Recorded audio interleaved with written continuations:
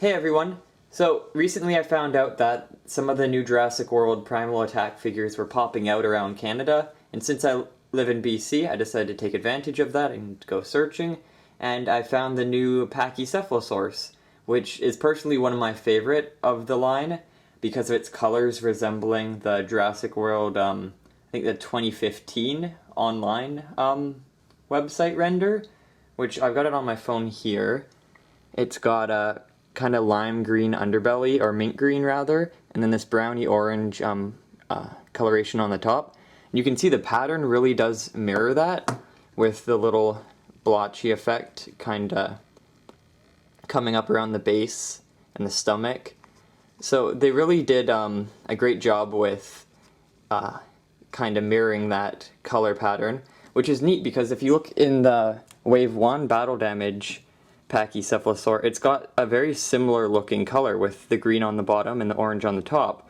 So maybe this is like their better version of that, and it might hint towards what the Pachycephalosaurus might look like in the new Jurassic World movie coming out.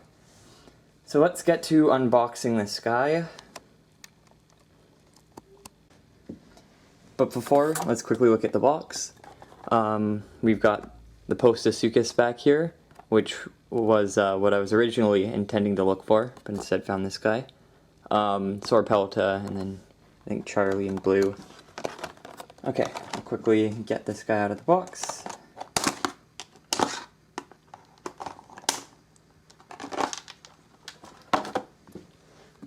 See if it stands. Well, it does. Nice.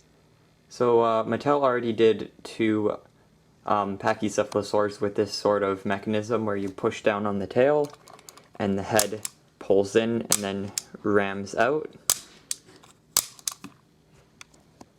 So let's compare this guy to Mattel's other Pachycephalosaur figures.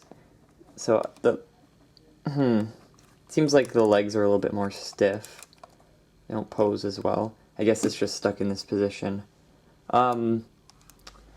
So in their Wave 1 release, they did the battle damage Pachycephalosaurus, which shares similar balance and, I like how I say that and then it doesn't even stand, similar balance and position where it's like kinda horizontal, and then these guys, I'm sure they can also stand like this, but their legs have been warped a little bit, so they kind of have a hard time standing like that, so I usually just position them up like this. So they're all basically the same mold.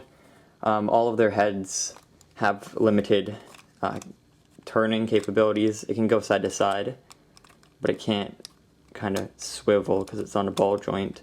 It's a little bit more bulky, so it restricts movement like up and down to just that much. Overall, the figure's pretty great. Like I said, the color pattern definitely hints to that render in Jurassic World's 2015 website. And overall, I think it would have been nice to see a little bit more detailing with the color. As you can see in the other figures, they use little bits of brown and a few more different shades to kind of make it pop a little bit. This one uses about 3. The arms are rubbery, so they can like move and squish, which is nice. They're also on a ball joint. And compared to other figures from the lineup, I've got Sauropelta, Charlie, and the Triceratops.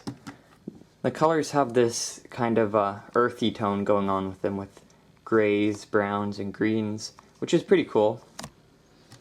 That each of Mattel's figures have a sort of color theme to them. And then compared to the originals, it's around the same size, or a little bit larger than the small Pachycephalosaur from Kenner's Lost World. And definitely smaller than the ram head from the Lost World as well.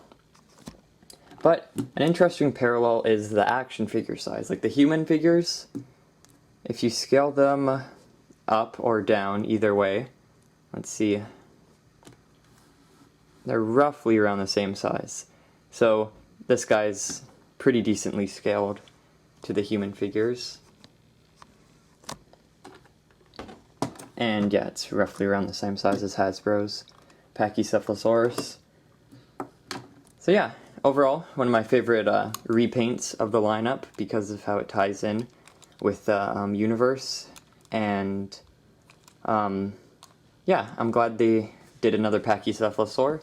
It's nice to see more herbivores being recasted in the line and repainted.